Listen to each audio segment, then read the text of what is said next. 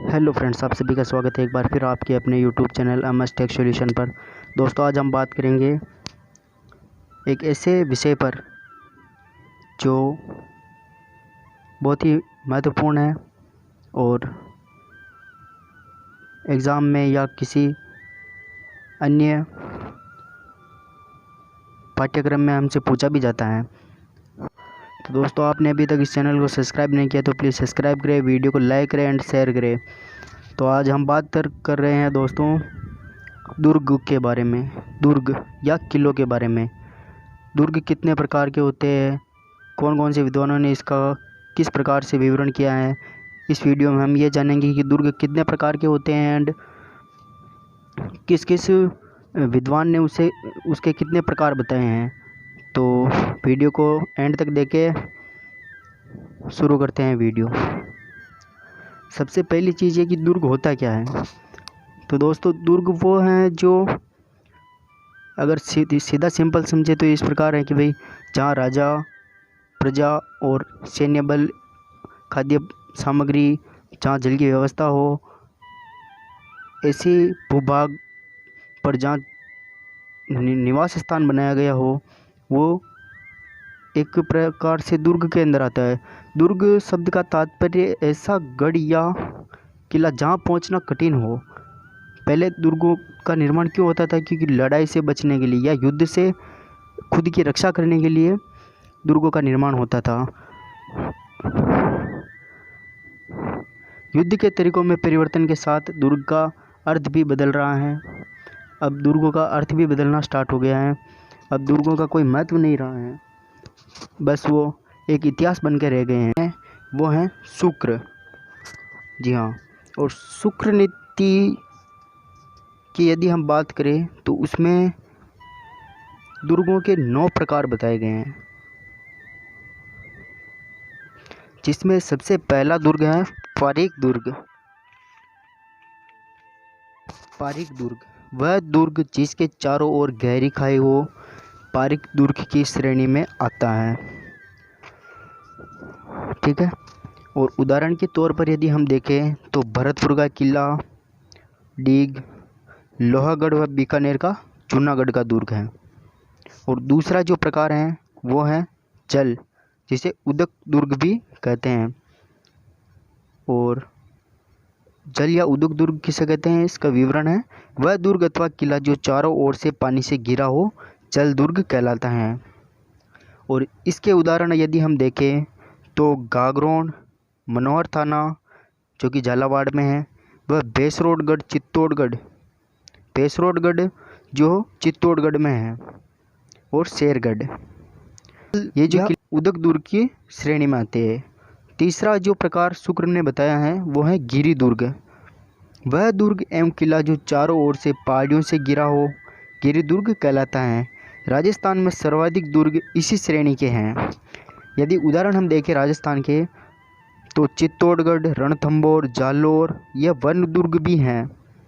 जी हाँ दोस्तों, ये वन दुर्ग भी हैं और गिरी दुर्ग भी हैं।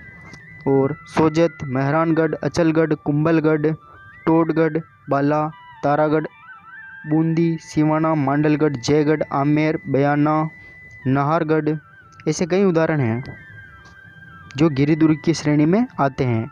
और चौथा जो प्रकार शुक्र ने बताया है वह दानवन या भूमि दुर्ग, जिसे हम भूमि दुर्ग भी कहते हैं। वह दुर्ग अथवा किला जिसके चारों ओर मरुस्थल हो, जिसके चारों ओर मरुस्थल हो, वह भूमि दुर्ग में आता है। इसके उदाहरण देखें तो जैसलमेर का दुर्ग, पटनेर का किला। ये दो जो दुर्ग मैंने अभी बताए हैं, जैसलमेर का दुर्ग और पटनेर का किला, ये जल दुर्ग भी हैं और भूमि दुर्ग भी हैं। अकबर का किला, नागौर का किला, बीकानेर का किला, चौमू का किला, ये भी भूमि दुर्ग के ही उदाहरण हैं। और जो पांचवा प्रकार शुक्र ने बताया वह है वन दुर्ग। वह दुर्ग जो चारों ओर से वनों से अथवा कांटेदार वृक्षों से घिरा हो, वो वन दुर्ग की श्रेणी में आता है। उदाहरण के तौर पर यदि हम देखें तो जालोर का दुर्ग, शेरगढ़, ठीक है, ये जल दुर्ग भी हैं। ये आपकी जानकारी के लिए बताता जा रहा हूँ साथ ही कि भाई ये जल दुर्ग भी हैं। ठीक है। और जो छठा प्रकार शुक्र ने बताया है वो है सहाय दुर्ग। सहाय दुर्ग क्या होता है? सहाय दुर्ग में सूरवीर एवं सदा अनुकूल रहने वाले बांधव लोग रहते थे, जो परमवीर होते थे और सदा अनुकूल। ऐसा नहीं है कि सुस्त रहते थे या ऐसा ऐसा कुछ नहीं है, वो हमेशा एक वीर योद्धा की तरह तैयार रहते थे हर परिस्थिति में। तो इसके जो उदाहरण हैं उसे हम देखें तो चित्तौड़, जालौर तथा सिवाना दुर्ग सहाय दुर्ग की श्रेणी में आते हैं। और जो सातवां जो प्रकार बताया है शुक्र ने वो है सैन्य दुर्ग। सैन्य दुर्ग क्या होता है? जिसकी व्यूह रचना में चतुर वीरों के होने से अभेद्य हो। कहने का मतलब यह है कि जिसकी व्यूह रचना वीर योद्धाओं द्वारा बनाई गई हो और जिसे शत्रु द्वारा भेदना बहुत मुश्किल होता है, वह दुर्ग आता है सैन्य दुर्ग की श्रेणी में, और यह दुर्ग सर्वश्रेष्ठ समझा जाता था। आठवां जो प्रकार है एरण दुर्ग। जिस दुर्ग का मार्ग कांटों और पत्थरों से परिपूर्ण हो वो एरण दुर्ग की श्रेणी में आते हैं। उदाहरण के तौर पर देखें तो रणथंभौर दुर्ग इसी श्रेणी में आता है। और शुक्र नीति में जो सबसे अंतिम प्रकार बताया गया है दुर्गों का वो है पारीद दुर्ग। वह दुर्ग जिसके चारों ओर ईंट, पत्थर और मिट्टी से बनी बड़ी बड़ी दीवारों का परकोटा हो, वो आते हैं पारीद दुर्ग की श्रेणी में। उदाहरण के तौर पर चित्तौड़गढ़ दुर्ग एवं कुंभलगढ़ दुर्ग इसी श्रेणी में आते हैं। दोस्तों, दूसरे जो आचार्य हैं कौटिल्य, जिनके कई किस्से आज तक हम देखते आए हैं, तो उन्होंने भी अपने प्रकार से किलों के 4 प्रकार बताए हैं, जो इस प्रकार हैं। पहला है ओदक। ओदक जो जल से सुरक्षित हो, जो भूमि पर भी हो और जिसके चारों ओर जल भी हो सकता है, ये ओदक की श्रेणी में आता है।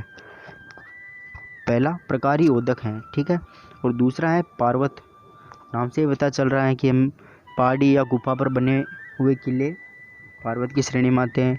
तीसरा जो उन्होंने प्रकार बताया है वो है धानवन, जो मरुभूमि वाला जल विहीन भूमिखंड, जहाँ झाड़ जंजार हो या अनुवर्ण भूमि हो।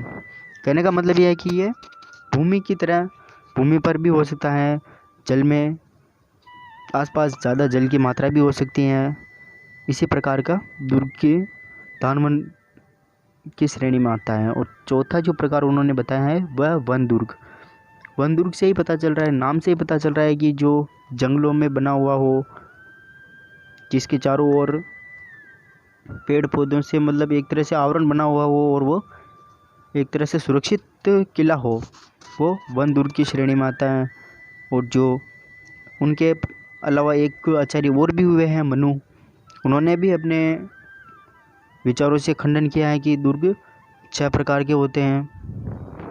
तो देखते हैं उनके भी 6 प्रकार। पहला उन्होंने दानव दुर्ग बताया, वही पहले जैसा जल विहीन खुली भूमि पर बना हुआ दुर्ग दानवन दुर्ग की श्रेणी में आता है। और दूसरा जो उन्होंने बताया प्रकार है वो मही दुर्ग। अब मही दुर्ग क्या होता है? तो स्थल दुर्ग, प्रस्तर खंडों या ईंटों से निर्मित प्रकारों वाला किला मही दुर्ग की श्रेणी में आता है। और तीसरा है जल दुर्ग, जिसके चारों ओर जल हो। और चौथा जो उन्होंने प्रकार बताया है वो वृक्ष दुर्ग।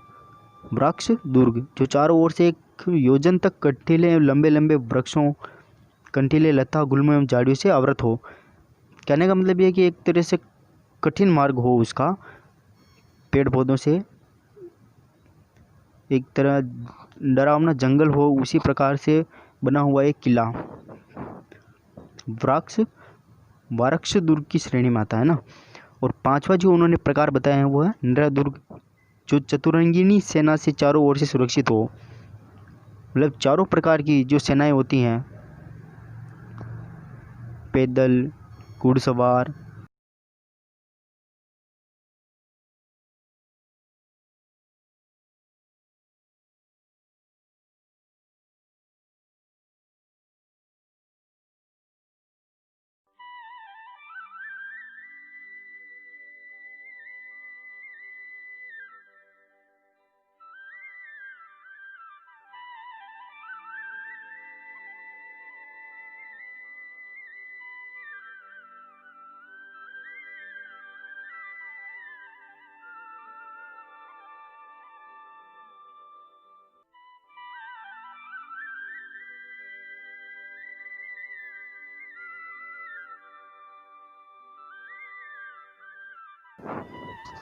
तो बहुत बहुत धन्यवाद दोस्तों आपका। मिलते हैं नेक्स्ट वीडियो में अलग अलग किलों के बारे में। ये हमने आपको कितने प्रकार के किले होते हैं वो बताया है। इस तरह की अब हम बात करेंगे सेना से जो एक किला एक किले के बारे में बना हुआ हो अलग अलग या और संपूर्ण जानकारी के साथ। सुरक्षित तो हो, वीडियो को वो लाइक करें, नरदुर्ग की शेयर श्रेणी में करें आता है। एंड चैनल को छठा जो उन्होंने प्रकार बताया है जरूर करें। वो है गिरिदुर्ग। जय हिंद। गिरिदुर्ग से पता चल रहा है हमें इसके नाम से ही